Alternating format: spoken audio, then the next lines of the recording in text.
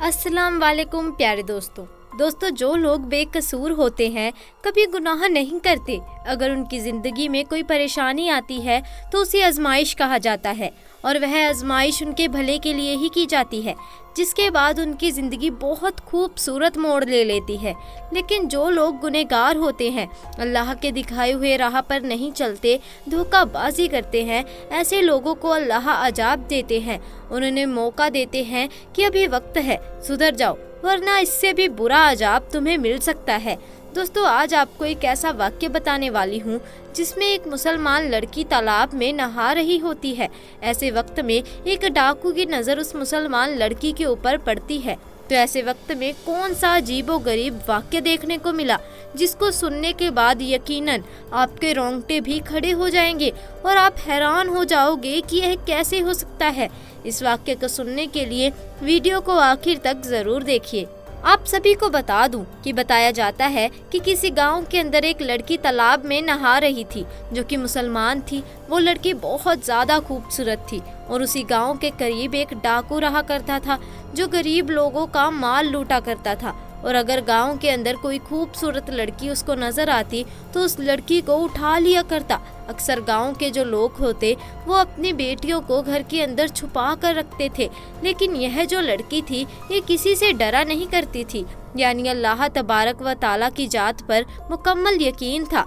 और यह लड़की ये बात कहती कि मेरी हिफाजत करने वाला सिर्फ अल्लाह है, मुझे घर के अंदर बैठने की ज़रूरत नहीं, अल्लाह बड़ी शान वाला है, सबसे बड़ा अल्लाह ही है, वो मेरी मदद करेगा। आप सभी को बता दूं कि वह लड़की थी तालाब में नहाने के लिए गई और ऐसे वक्त में जब डाकू का गुजर हुआ तो उसी तालाब से हुआ। और ऐसे वक्त में जब डाकू की नज़र उस लड़की पर पड़ी तो वो उस लड़की का दीवाना हो गया।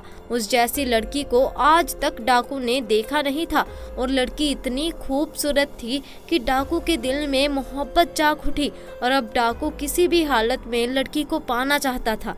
आपको बता दूं कि डाकू ने अपने साथियों से ये बात कही कि फौरन ही एक खत लिखो, खत लिखने के बाद उस लड़की के बाप को ये भेज दो। और दोस्तों, आपको बता दूं कि वह खत लेकर डाकू के जो साथी थे वो फौरन उस लड़की के घर पहुंचे और वहां जाकर लड़की के पिता को वो खत दिया। जैसे ही लड़की के पिता ने खत को पढ़ा उसी वक्त उसके पैरों तले जमीन खिसक गई, यानी खत के अंदर यही लिखा हुआ था कि मुझे तुम्हारी बेटी बहुत ज्यादा पसंद आई है, मैं तुम्हारी बेटी का दीवाना हो चुका हूँ, इसीलिए तुम आज रात अपने घर को छोड़कर कहीं और चले जाओ।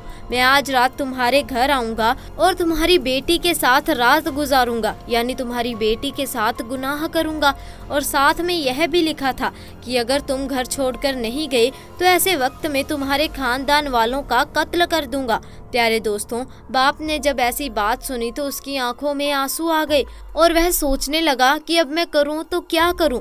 मेरे प्यारे दोस्तों, अब मैं आप सभी को बता दूं कि ऐसे वक्त में उसके दिल में यह बात आई कि हमारे गांव में एक सरदार है, यह हमेशा से हम लोगों की मदद करता रहा है, क्यों ना इस बार जाकर उससे मदद मांगी जाए। तो वह फौरन ही, यानी कि जो उस लड़की का बाप था, उस गांव के सरदार के पास जाकर उसने अपनी बात रखी। ऐसे वक्त में जो गांव का सरदार था वह ये बात कहने लगा कि मैं इस मामले में तुम्हारी मदद नहीं कर सकता क्योंकि वह डाकू है और बड़ा ही खतरनाक है, और मैं अगर तुम्हारी ऐसे वक्त में मदद करूंगा तो वह मेरे खानदान वालों का कत्ल कर देगा। और मेरी भी एक नौजवान बेटी है, अगर उसकी नज़र उसके ऊपर पड़ गई तो यकीनन वो उसको भी नहीं छोड़ेगा, इसीलिए मैं हरगिज़ तुम्हारी मदद नहीं कर सकता, मुझे माफ़ कर दो। तो दोस्तों, ऐसे वक्त में जब लड़की का बाप घर पहुंचा तो बाप ने सारा वाक्य उसे बताया कि आज तुम्हें दरिया में नहाते हुए उस डाकू ने देख लिया था और वह तुम्हारे साथ रात गुजारना चाहता है, और उसने बात कही कि अगर मैं यहाँ से घर छोड़कर नहीं गया तो ऐसे में वो हम सब का कत्ल कर देगा। दोस्तों, ये बात सुनने के बाद जो वह लड़की थी वह ये बात कहने लगी कि अब्बा जान, क्या आप जानते हैं कि मैंने हमेशा ये बात कही है कि आपको घबराने की बिल्कुल भी ज़रूरत नहीं है, अल्लाह मेरी हिफाजत करने वाला है और अब तक उसने ही मुझे बचा कर रखा है, तो आगे भी वो ऐसे ही बचा कर रखेगा। आप बेफिक्र होकर घर छोड़कर आज के लिए जाए। यकीनन जो होगा वह बेहतर ही होगा और अल्लाह जो करता है वह अच्छे के लिए ही करता है। दोस्तों, बाप ने जब अपनी बेटी की बातें सुनी तो ऐसे वक्त में वो अपनी बेटी को अल्लाह के भरोसे छोड़कर चला गया और घर से बाहर निकल आया। आपको बता दूं कि जब रात का वक्त आया तो ऐसे वक्त में वो डाकू लड़की के घर पहुंचा और पहुंचने के बाद जब वह लड़की के करीब पहुंचने लगा तो ऐसे वक्त में बराबर वाले घर में एक लड़की कुरान मजीद की तिलावत कर रही थी और उसकी आवाज आने लगी, जिसका तो जुर्मा ये था कि कोई मुझसे माफी मांगने वाला, मैं बड़ा करीम हूँ, मैं बड़ा रहीम हूँ, मैं हूँ बड़ा माफ करने वाला। दोस्तों, कुरान की इन आयतों को सुनने के बाद वो जो डाकू था वो कांपने लगा। वो बहुत ज़्यादा परेशानी के आलम में आ गया और उस वक्त लड़की से यह बात कही कि हरगिज़ मैं तुम्हारे साथ गुनाह नहीं कर सकता। लड़की बात कहने लगी कि ऐसी क्या बात हो गई कि तू जो आज गुनाह करने आया था लेकिन तू किसी वजह से रुक गया। तो दोस्तों, यह बात सुनने के बाद वो डाकू यह बात कहने लगा कि मुझे अल्लाह का खौफ सता रहा है, यानी मैं इतना बड़ा गुनहगार हूँ कि आखिरत में मेरा क्या हाल होगा। अल्लाह तो माफ़ करने वाला है। मैं अब तक जितने भी गुनाह किए हैं मैं सबसे तौबा करता हूँ और आज के बाद कोई गुनाह नहीं करूँगा, किसी का हक नहीं मारूँगा, किसी लड़की के ऊपर गंदी नज़र नहीं डालूँगा। दोस्तों, ये बात कहते हुए वो फौरन ही वह घर से बाहर आ गया।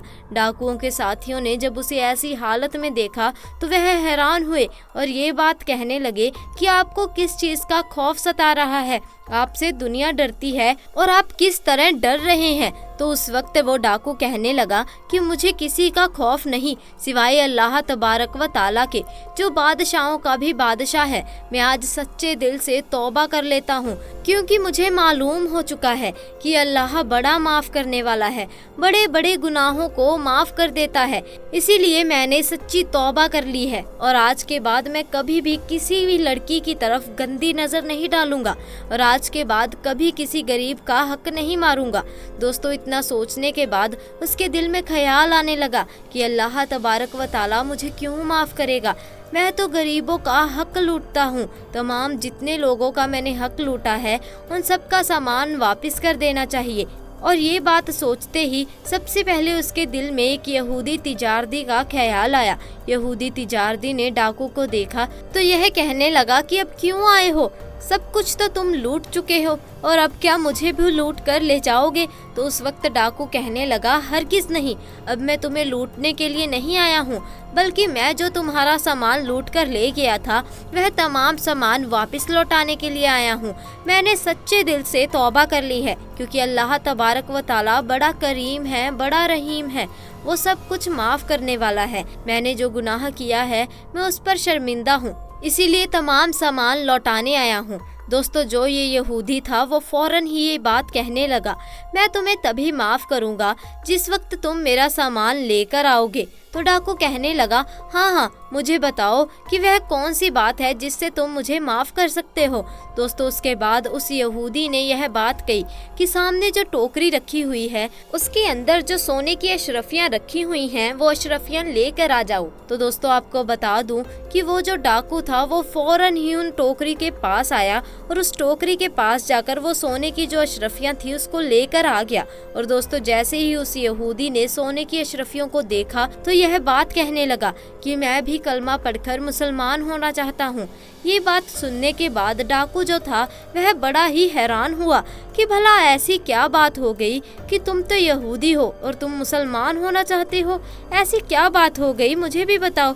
दोस्तों, ऐसे वक्त में यहूदी कहने लगा, दरअसल आखिरी नबी यानी पैगंबर हजरत मोहम्मद सल्लल्लाहु अलैहि वसल्लम ने इरशाद फरमाया कि अगर किसी शख्स पे अल्लाह तबारक व ताला राजी हो जाए और उस वक्त सच्ची तौबा कर लेता है तो अगर वो शख्स मिट्टी को भी छू लेता है तो वह सोने का बन जाता है। दरअसल जिस टोकरी के अंदर तुम्हें सोने की अशरफियाँ लाने को मैंने कहा था उस टोकरी के अंदर एक भी अशरफियाँ नहीं थी। दरअसल उसके अंदर तो एक सांप रखा हुआ था और मैं तो यह जानना चाहता था कि अगर तुम्हारी तौबा कबूल हो चुकी है तो वह जो सांप है वह सोने की अशरफियों में तब्दील हो जाएगा, और अगर तुम्हारी तौबा कबूल नहीं हुई तो ऐसे वक्त में वो सांप तुम्हें डस लेगा। लेकिन प्यारे आका हजरत मोहम्मद सल्लल्लाहु अलैहि वसल्लम की बात बिल्कुल सही साबित हुई, यानी कि तुम यकीन के साथ उस टोकरी को उठा के ले आए थे और अब उसके अंदर अशरफियाँ हैं और अल्लाह तबारक व ताला ने तुम्हारी तौबा कबूल कर ली है।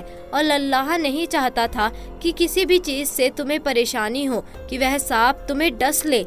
अब इस चीज़ से अंदाज़ा तो हो ही चुका है कि अल्लाह तबारक व ताला ने तुम्हारे सारे गुनाहों को माफ़ कर दिया है, तुम्हारी तौबा कबूल कर ली है, इसीलिए मैं इस्लाम कबूल करना चाहता हूँ। तो दोस्तों इस तरीके से एक यहूदी ने इस्लाम कबूल कर लिया। दोस्तों जो सच्चे दिल से तौबा कर लेता है तो अल्लाह तबारक व ताला उसकी तौबा को ज़रूर कबूल कर लेता है और इसी तरीके से उसे माफ़ कर देता है। दोस्तों अगर किसी से गुनाह हो जाए या अल्लाह के हुक्म की नाफरमानी हो जाए तो उसे चाहिए कि वह तौबा करे, क्योंकि अल्लाह उसकी तौबा कबूल कर लेता है। लेकिन गुनाह और अल्लाह की नाफरमानी करने के बाद अगर कोई अकड़े और शर्मिंदा ना हो तो उसके लिए बड़ा अजाब है। कुरान हदीस की रोशनी में बताया कि किस तरह अल्लाह गुनाहों के लिए तौबा करने वालों की तौबा कबूल करते हैं और किस तरह नाफरमानी करने वालों को अजाब देते हैं। तो दोस्तों उम्मीद है आपको आज का वाक्य पसंद आया होगा। अगर वाक्य पसंद आया तो वीडियो को लाइक कीजिए, शेयर कीजिए और चैनल को सब्सक्राइब भी कर दीजिए। इंशाअल्लाह मुलाकात होगी ऐसे ही नए और दिलचस्प वाक्य के साथ। तब तक के लिए खुदा हाफिज़।